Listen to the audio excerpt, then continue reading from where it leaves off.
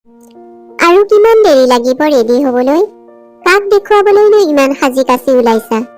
সকলোৱে নতুন বোৱাৰীক চাবলৈ আহিব, তোমাক নহয়। আৰু 5 মিনিট। চুলিকেইডাল বান্ধি ৰীমাই মাত লগালে।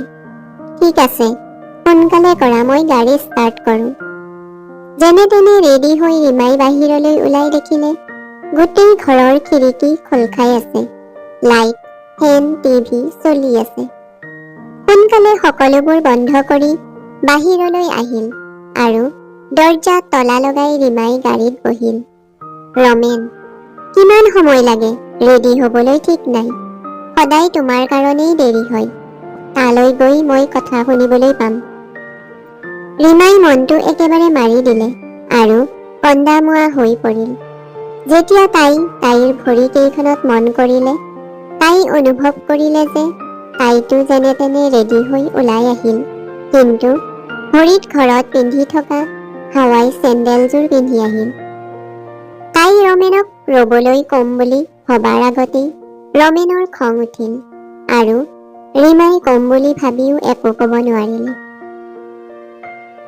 ৰীমাই ভাবিবলৈ ধৰিলে, কৰবাত যাব লগা হলে তাই খুব বেছি আধা ঘণ্টাৰ আগত গম পায় আৰু এই আধা ঘণ্টাৰ ভিতৰত তাইৰ পৰা আশা কৰা হয় যে তাই নিজেও সাজি কাচি ওলাব আৰু ল'ৰা ছোৱালী কেইটাক ভালকৈ ৰেডি কৰি দিব। সাধাৰণভাৱে সাজিলেও নহব, হাতত খাৰু, পায়েল, শিৰত সিন্দুৰ আৰু ডিঙিত মংগলসূত্ৰ থাকিবই লাগিব আৰু ফুটটোও ডাঙৰ হ'ব লাগিব। এইবোৰত অলপো ভুল হলে সহ্য নহৈছিল ৰমেনৰ। বাৰু, যেনে তেনে শাৰীৰে ভৰি কেইখন লুকুৱাই ৰীমাই অনুষ্ঠানটোত উপস্থিত হল।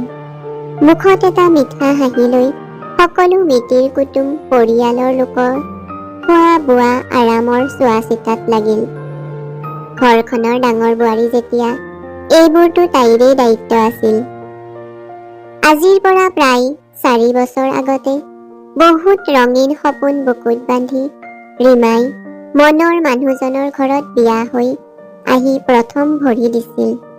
তাৰ পাছত প্ৰিয়জনৰ লগত বহুতো নীতি নিয়ম বিয়াৰ পিছত কৰিছিল আৰু এইবোৰৰ মাজতেই লাজ আৰু শংকাৰে তাই কেতিয়া ৰমেনৰ কাষ চাপিল গমকে নাপালে। প্ৰিয়জনৰ মৰমত দিনবোৰ বহুত ভালদৰে পাৰ হৈছিল। ৰীমাই ৰমেনৰ প্ৰেমত ইমান গভীৰ হৈ পৰিছিল যে তাইক যেতিয়া কোনোবাই ঠাট্টা কৰিছিল, গালি পাৰিছিল, তাই শুনিও নুশুনাৰ ভাও ধৰিছিল। বহুত ধৈৰ্য ধৰি তাই নতুন সংসাৰখন চলাই নিবলৈ চেষ্টা কৰিছিল, কিন্তু সকলো দিন একেদৰে পাৰ নহয় বুলি যে কয়, তাইৰ লগতো সেই একেই হল। য'ত সুখ থাকে তাত দুখো পিছে পিছে আহে। ৰীমাই প্ৰতিগৰাকী নকইনাৰ দৰে ঘৰখনৰ সকলোৰে মন জয় কৰাৰ চেষ্টা কৰিছিল। সকলোৰে প্ৰয়োজনবোৰৰ খবৰ লৈছিল। শাহুমাৰ প্ৰতিটো কথা তৰ্ক নকৰাকৈ মানি লৈছিল। তথাপিও তাইৰ এনেকুৱা লাগিছিল যে কৰবাত তাই ভুল হৈছে নেকি? কিয়নো ঘৰখনত মানুহবোৰ ইমান সুখী নহয় যিমান তাইৰ নিজৰ মাক দেউতাক সুখী আছিল।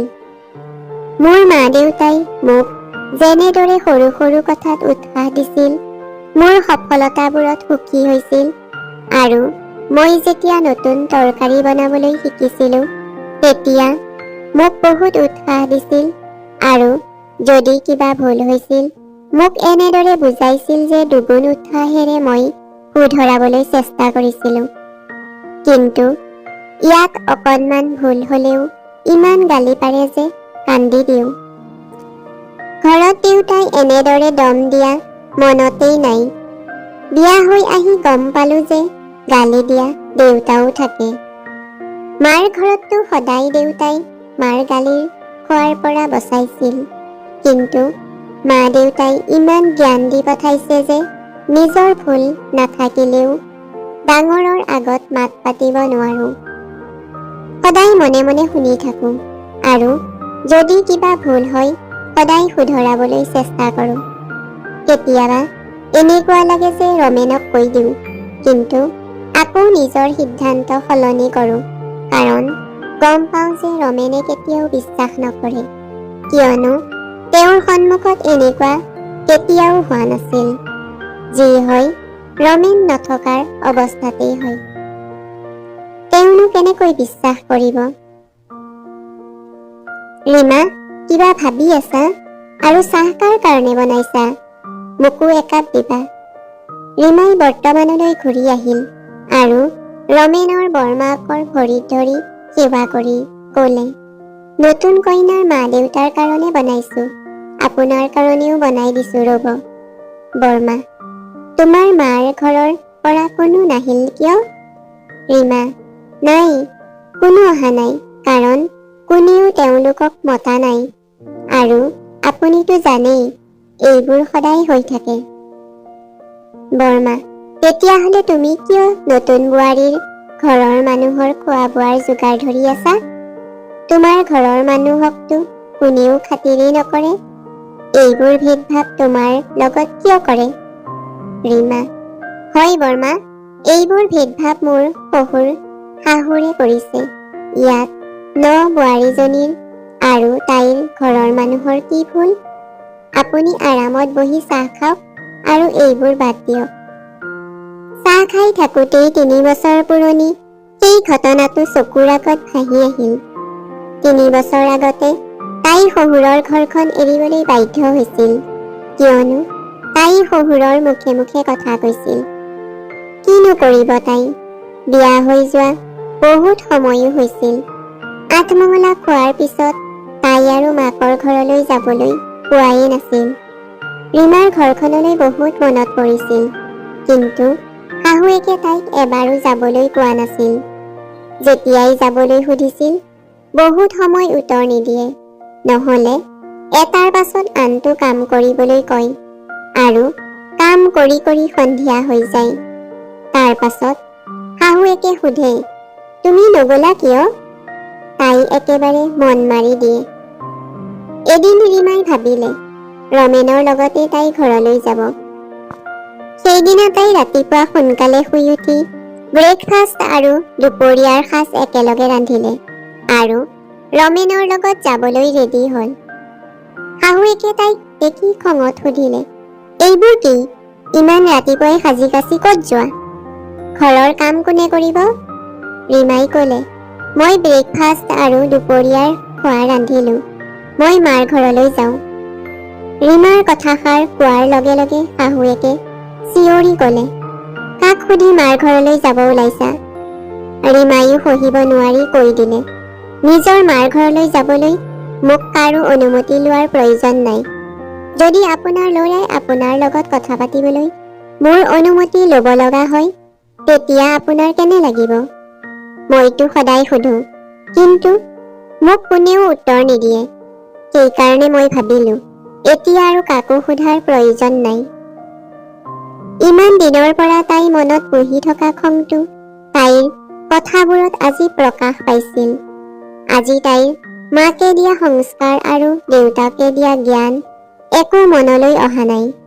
মনলৈ আহিল মাত্ৰ ইমান দিনৰ পৰা সহি থকা দুখবোৰ, অনুভৱ কৰি থকা মনৰ সকলো বেদনা।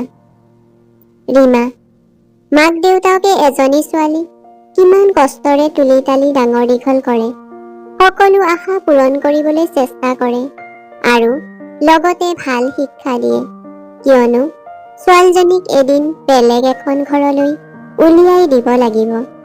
কিন্তু ছোৱালীজনীতো মাক দেউতাকৰ লগত 20-25 বছৰ থাকে। ছোৱালীজনীক মাক দেউতাকৰ লগত কথা পাতিবলৈ অনুমতি লগা নহয়। তাইৰ যেতিয়াই মন যায় মাক দেউতাকৰ লগত কথা পাতিব পাৰে, যাব মন গ'লে যাব পাৰে তেওঁলোকৰ ওচৰলৈ। এই স্বামীজনো নাজানো কি স্বভাৱৰ, সঁচাটোক সঁচা আৰু মিছাক মিছা ক'বলৈ কিয় ভয় কৰে? তোমাক ভাল পাওঁ বুলিতো কয় আৰু সময়ত মৰম কৰে, কিন্তু এনেকুৱা ভাল পোৱাৰ কি অৰ্থ, য'ত পত্নীৰ কাষত থিয় হৈ পত্নীৰ পক্ষত এষাৰ মাত মাতিব নোৱাৰে? ৰীমাৰ কথাবোৰ শুনি ৰমেনে তাইক জোৰকৈ ক'লে, এইবোৰ তুমি কি কৈছা? ৰীমাৰ চকু পানীৰে ভৰি পৰিল আৰু ক'লে, কি ভুল ক'লো মই? কিয় ক'ব লগা হ'ল জানা? কাৰণ তুমি একো নোকোৱা। যেতিয়া মই ভুল কৰোঁ মোক ভুলবোৰ শুধৰাবলৈ কোৱা। আৰু এতিয়া তোমাৰ মা দেউতাই কৰা ভুলত কিয় একো নোকোৱা? কিয় মনে মনে আছা? ৰমেনে একো নোকোৱাকৈ অফিচলৈ ওলাই গ'ল আৰু ৰীমাই বেগ পেক কৰি মাকৰ ঘৰলৈ গুচি গ'ল। এক সপ্তাহ পিছত ৰমেনে ৰীমাক আনিবলৈ গ'ল আৰু ৰীমাক ক্ষমা বিচাৰিলে। সি তাইক ক'লে, যি ক'ব লগা থাকে মোক কোৱা, কিন্তু মা দেউতাৰ সন্মুখত একো নক'বা। কিন্তু ৰীমাই তাৰ একো কথা নুশুনিলে। যিখন ঘৰত মোৰ মা দেউতাৰ কোনো সন্মান নাই তাত মই থাকিব নোৱাৰো। য'ত মোৰ মা দেউতাই মোক লগ কৰিবলৈ বেলেগক খাতিৰ কৰিব লগা হয় সেইখন ঘৰত মই নাথাকো। যদি মই সেইখন ঘৰলৈ ঘূৰি যোৱাটো বিচাৰা তেন্তে মোক কথা দিয়া যে মোৰ মা দেউতাক কোনেও অপমান নকৰে। মই মাৰ ঘৰলৈ আহিবলৈ কাকো সুধিব লগা নহয় যাতে। তোমাৰো অনুমতি ল'ব লগা নহয় যাতে। ৰমেন, তুমি কথাবোৰ কিয় বঢ়াইছা? ৰীমা, মই তোমাৰ কথা নুশুনো। হয়তো তুমি মোক কথা দিয়া, নহ'লে মোক পাহৰি যোৱা। ৰমেন তাৰ পৰা গুচি আহিল। কিন্তু ৰীমাৰ পক্ষত থিয় দিবলৈ তাৰ মাক দেউতাকৰ সন্মুখত সাহস নহ'ল। সি ভাবি আছিল এই সমস্যাটোৰ সমাধান কেনেকৈ উলিয়াব পাৰি। আৰু সেই সময়ত তাৰ অফিচৰ পৰা খবৰ আহিল তাৰ ট্ৰেন্সফাৰ হৈছে আৰু সি সমাধান বিচাৰি পালে। সি ৰীমাক লৈ চহৰলৈ গুচি গ'ল। ৰমেনে ভাবিছিল সকলোবোৰ এতিয়া ঠিক হ'ল। কিন্তু ৰীমা তাইৰ শাহু শহুৰ চকুত বেয়া বোৱাৰী হৈ পৰিল। আৰু শাহুৱেকে ৰীমাৰ বদনাম গোটেই সমাজত গাবলৈ নেৰিল। কিয়নো নিজৰ ভুল লুকুৱাবলৈ বোৱাৰীজনীৰ গাত ভুল দেখুৱাব লাগিব। হঠাৎ শাহুৱেকৰ মাতত তাই পুনৰ অতীতৰ পৰা ঘূৰি আহিল। শাহুৱেকে আদেশ দিলে, ৰীমা, ৰীমা, যোৱা তুমি ৰমেনৰ লগত গৈ তোমাৰ কাৰণে কেইযোৰমান কাপোৰ লৈ আহা। তুমি 2-3 দিন ইয়াত থাকিব লাগিব। আজি আলহীবোৰ গুচি যোৱাৰ পাছত তুমি থাকিলে নতুন বোৱাৰীয়ে লগ এটা পাব। ৰীমাই শাহুৱেকক ক'লে, ক্ষমা কৰিব মা, মই ইয়াত থাকিব নোৱাৰিম। মই মাক হস্পিটাল লৈ যাব লাগিব। মই ইয়াত 1 সপ্তাহৰ বাবে আহিছো। যি কেইদিন থাকো মাৰ লগতেই থাকিব লাগিব। মইনো সদায় ক'ত আহিব পাৰিম? আৰু 9 ছোৱালীৰ মন লগাবলৈ ভাইটি আছে নহয়। মই যাওঁ, মোৰ বাবে অপেক্ষা নকৰিব। ৰীমাই ল'ৰা ছোৱালী কেইটাক মাতি আনিলে। গাড়ীৰ ওচৰত আহি ৰমেনৰ কাৰণে ৰৈ থাকিল।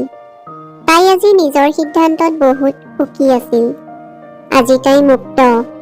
তাইৰ সকলো কৰণীয় তাই কৰি গৈছিল। মূৰত উৰণি, শিৰত সেন্দুৰ, হাতত খাৰু আছিল যেতিয়া তাই শাহু শহুৰৰ ভৰিত ধৰিলে, লাগিলে আশীৰ্বাদেই দিয়ক বা অপমানেই কৰক।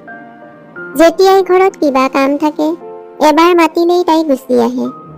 নিজৰ জীৱনটো এতিয়া বিচৰা ধৰণে তাই জীয়াই থাকিব পাৰিছে। এতিয়া তাই মাক দেউতাকৰ ঘৰলৈ যাবলৈ, মাক দেউতাকৰ প্ৰতি থকা দায়িত্ব পালন কৰিবলৈ কাৰো অনুমতি ল'ব লগা নহয়। এতিয়া কোনেও ৰীমাৰ মাক দেউতাকক অপমান কৰিবলৈ সাহস নকৰে। হয়, ৰীমা তাই শহুৰৰ ঘৰখনৰ চকুত ভাল বোৱাৰী হ'ব নোৱাৰিলে, কিন্তু তাই গৰ্ব কৰিব পাৰে যে মাক দেউতাকৰ সন্মান তাই বজাই ৰাখিব পাৰিলে। সমাজে তাইক বেয়া বোৱাৰী বুলি ক'লেও তাইৰ কোনো আপত্তি নাই। ৰীমাৰ কাৰণে এইটো বেছি দৰকাৰী যে তাই মাক দেউতাকৰ ভাল ছোৱালীজনী হৈ থাকিব পাৰে। বোৱাৰীবোৰতো সদায় সমাজৰ চকুত বেয়া। তাই যিমান ভাল নকৰক কিয় সদায় বেয়া হয়। বাৰু, বেয়াই ঠিক।